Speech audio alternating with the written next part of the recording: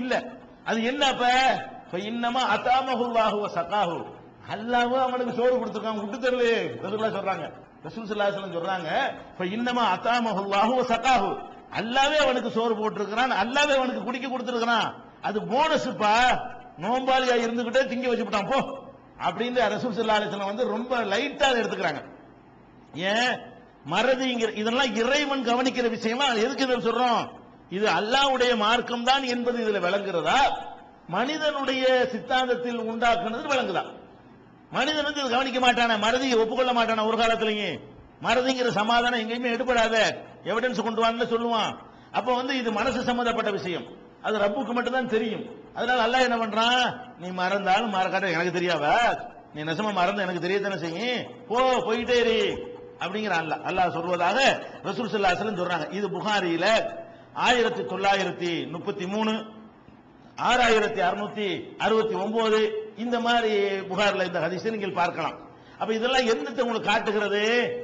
இஸ்லாம்ங்கிற மார்க்கம் தனித்து விளங்குகிறது கருணை காட்டுவதிலே, மனிதனுடைய பலவீனங்களுக்கு ஏற்ப சட்டங்களை தருவதிலே, அவனுடைய யதார்த்தத்தை புரிந்து கொண்டு அவனுக்கு வளைந்து கொடுப்பதிலே, இதுல எல்லாம் இஸ்லாம் வந்து தனித்து விளங்குகிற காட்சியை பார்க்கிறோம். அதே மாதிரி மனித வாழ்க்கையில வந்து சில நேரங்கள்ல நெருக்கடியை சந்திப்பான், நல்லா கரெக்டா ஃபாலோ பண்ணக்கூடியவனுக்கு இயலும், சில நேரங்களில் சில காரியங்கள் செய்ய முடியாம போயிடும். பொதுவா இயலும், பொதுவா கடைபிடிக்க இயலும், சில நேரங்கள்ல அத மனிதனுக்கு தாங்க முடியாத சில பிரச்சனைகள் ஏற்பட்டு போயிடும். அது என்ன ஏற்படுறேன் உதாரணமா எடுத்துக்கிறீங்களேன். குர்ஆன்ல அல்லாஹ் வந்து 4 விஷயத்தை உங்களுக்கு ஹராம்ங்கறான். குர்ஆன்ல 4 பொருள்கள் உங்களுக்கு ஹராம். என்னென்ன ஹராமு? 2வது சூராவுல 173வது வசனத்தை பாருங்க, 5வது அத்தியாயத்துல 3வது வசனத்தை பாருங்க, 6வது சூராவுல 145வது வசனத்தை பாருங்க. இதுல எல்லாம் அல்லாஹ் என்ன சொல்றான்னு கேட்டா, உங்களுக்கு வந்து 4 விஷயம் உங்களுக்கு ஹராமு, சாப்பிடக்கூடாது. என்ன 4 விஷயம் சாப்பிடக்கூடாது? இன்னமா ஹர்ரம அலைக்குமுல் மைத்தா, தானா செத்து போன நீங்க சாப்பிடக்கூடாது, அறுத்து தான் சாப்பிடணும். ஒரு ஆடு செத்து கிடக்குது, அதுக்கு நீங்க சாப்பிடக்கூடாது. ஒரு கோழி இருந்தா அறுத்து சாப்பிடணும், அதுவா செத்து கிடக்குது, அந்த கோழி நீங்க என்ன செய்யக்கூடாது, சாப்பிடக்கூடாது. அப்ப தானா செத்து போன பிராணிகளை, இது மீனுக்கு இது விதிவிலக்கு. மீன் வந்து கடல் பிராணிகளுக்கு அந்த அறுக்கணும்னு தேவையில்லை, செத்தாலும் சாப்பிடலாம், அது தனி ஹதீஸ் இருக்கிறது. அப்ப இன்னமா ஹர்ரம அலைக்கும் வைத்தத்தை, தானா செத்து போனதை அல்லாஹ் வந்து உங்களுக்கு ஹராமாக்கி இருக்கிறான். ஒத்தம, ரத்தத்தை அல்லாஹ் உங்களுக்கு, ரத்தம் சாப்பிடக்கூடாது, ரத்தம் ஹராம். அறுத்த ரத்தம்னா ஓடி போயிருதுல, அந்த ரத்தத்தை எடுத்து நம்ம சாப்பிடக்கூடாது. இந்த ரத்தம் கூட எந்த ரத்தம் ஹராம்னு சொன்னா, ஓட்டப்பட்ட ரத்தம் தான் ஹராம். ஓட்டப்படாம வந்து ஒவ்வொரு இறைச்சியுடைய துகள்கள்லையும் ஒட்டிக்கிட்டு இருக்குமே, அந்த ரத்தம் ஹராம். இறைச்சியை திங்க கூடாது. நீங்க இறைச்சி கழுவி வாங்கிட்டு வந்தாலும் 7 தடவை கழுவிட்டாலும், கழுவுன இறைச்சியை 2 துண்டு போட்டு அதுல இருந்து ரத்தம் வரும்.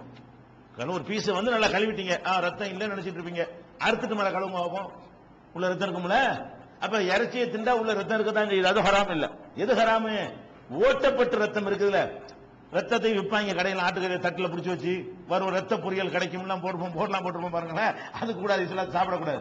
ரத்த பொரியல், ரத்த வறுவல்லாம் இல்ல, இஸ்லாத்தில் தடுக்கப்பட்டிருக்கிறது. என்ன சயின்டிபிக்கா அது பெரிய தீமை இருக்கு, அந்த டாபிக் இப்ப இல்ல. விஞ்ஞான ரீதியா இஸ்லாம் ஹராமாக்கின இந்த இதெல்லாம் எடுத்து பாத்தீங்கன்னா, தானா செத்ததுல உள்ள மேட்ரு என்ன, ரத்தத்தில் உள்ள மேட்ரு என்ன, பன்றி இறைச்சியில் உள்ள மேட்ரு என்ன, இன்னைக்கு சயின்டிபிக் அந்த தலைப்பு விட்டுட்டு தாண்டி வந்துட்டோம். அதுல எல்லாம் நீங்க ஆய்வுக்கு போனா அது வேற விஷயம். இப்ப டாபிக் என்ன? இது கருணை, எப்படி கருணை காட்டுது, அதுதான் டாபிக். அப்ப ரத்தம் உங்களுக்கு ஹராம், வலஹமுல் ஹின்சீர், பன்றியுடைய இறைச்சி உங்களுக்கு ஹராம், அதை நீங்க சாப்பிடக்கூடாது.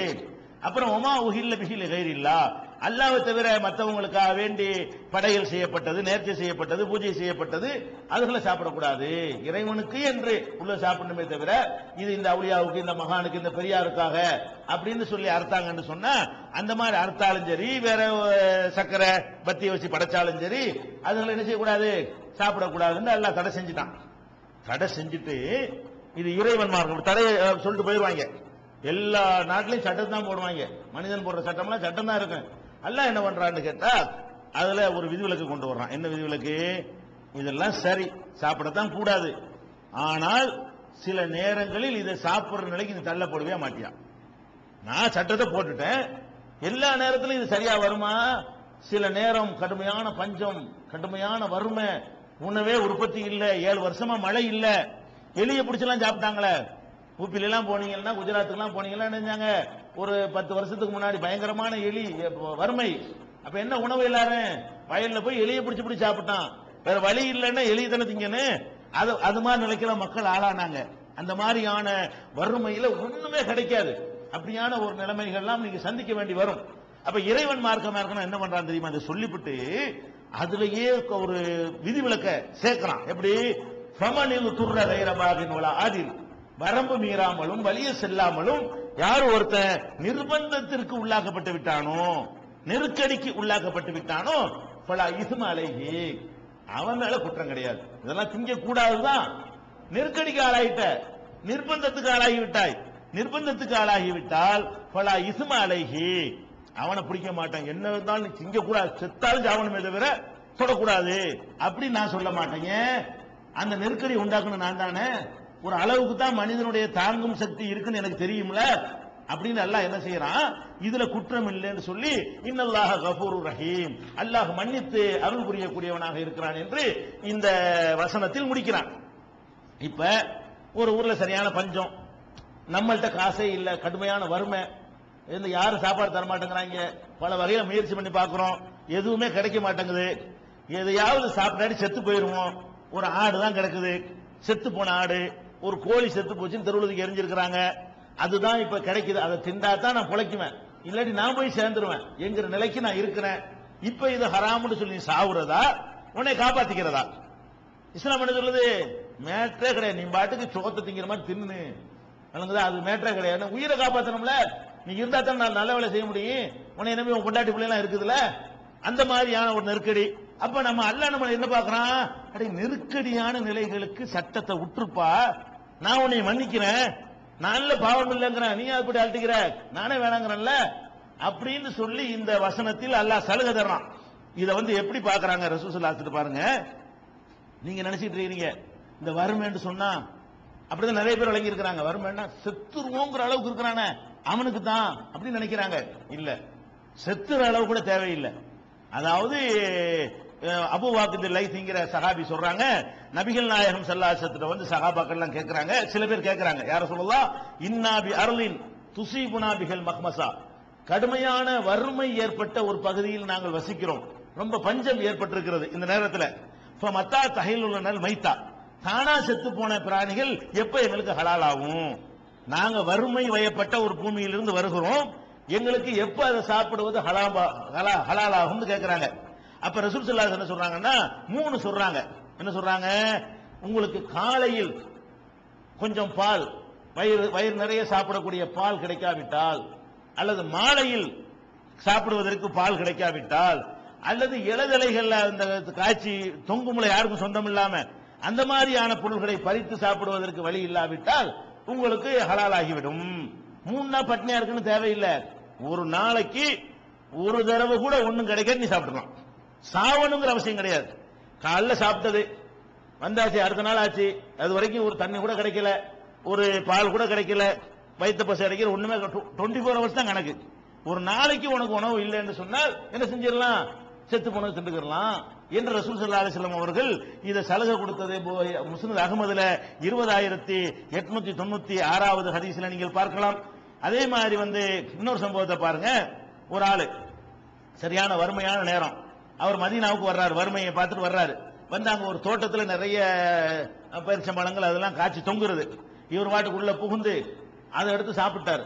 சாப்பிட்டோன்னு தோட்டத்துக்காரர் வந்துட்டாரு, புட்டிச்சு ஆளை கட்டி வச்சு சாமானையும் பறிச்சுக்கிட்டு ஒரு ஆடையில வேற சுருட்டி மறைச்சு வேற வச்சுக்கிட்டாரு.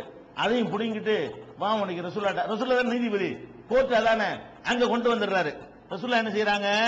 இவர் வறுமை பஞ்சத்துல ஒரு மனுஷன் தோட்டத்தில் புகுந்து திண்டா அதெல்லாம் தப்பா? திருடுறதுங்கிறது வேற, பஞ்சத்துக்காக வேண்டி பசிக்காக வேண்டி உணவுப் பொருளை சாப்பிடுறதுக்கு கையெல்லாம் வெட்டக்கூடாது. பசிக்கு ஒருத்தன் பண்ணத்துக்கு ஓடி போயிட்டான்னு சொன்னா அவனுக்கு கை நீங்க வெட்ட முடியாது. அப்ப ரசூலுல்லாஹ் என்ன செய்யறாங்க? இவர் கம்ப்ளைண்ட் பண்ணவன, என்னப்பா இது, அந்த மனுஷன் பசிக்கு தானே தின்றுக்கிறான், மா அத்தாம் தகு இதுக்கான ஜாயன், பசிச்சு வந்தாலுக்கு நீ சோறு கொடுக்கல, போல அல்லம் தகு இதுக்கான ஜாகிலன், விவரம் அறியாம செஞ்சிருந்தானே அவர் விளங்கி புரிய வை, நம்ம எதுவும் சாப்பிடக்கூடாது என்று கேட்டிருக்கலாம்ல அப்படின்னு நீ சொல்லுவியா? அதை விட்டு நீ அடிச்சு புடுங்கிட்டு வருவியா நீ அப்படின்னு சொல்லிட்டு என்ன செய்யறாங்க? அமரஹுன் நம்ம ஸல்லல்லாஹு அலைஹி வஸல்லம் பரத்த இலைஹி தௌபஹு, அவர்கிட்ட வாங்கினதெல்லாம் புடுங்க திருப்பி கொடு, சாப்பிட்டு போறாரு, பசிக்கு தானே சாப்பிட்டாரு, அது ஹலால். இன்னொருத்தன் சொத்தா இருந்தாலும் ஹலால் தான். தோட்டம் துறவுல சாப்பிடுறது என்ன இல்ல, பசிக்கு சாப்பிட்டா குற்றம் கிடையாது, பர்மிஷன்லாம் கேட்க வேண்டியதில்லை.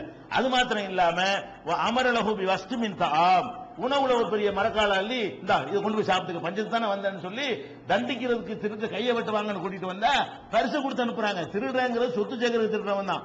இது இப்னு மாஜாவுல 2289வது ஹதீஸ்ல இருக்கிறதை பார்க்கலாம். இப்படி ரசூல் ஸல்லல்லாஹு அலைஹி வஸல்லம் அவர்கள் இந்த வளைந்து நெளிந்து கொடுக்கக்கூடிய வகையில் இந்த மார்க்கத்தை அவ்வளவு மென்மையா, அவ்வளவு எளிமையா, ரொம்ப அக்கறையோட இந்த மக்கள் மீது அக்கறையோடு சொல்லி இருக்கிறார்கள்.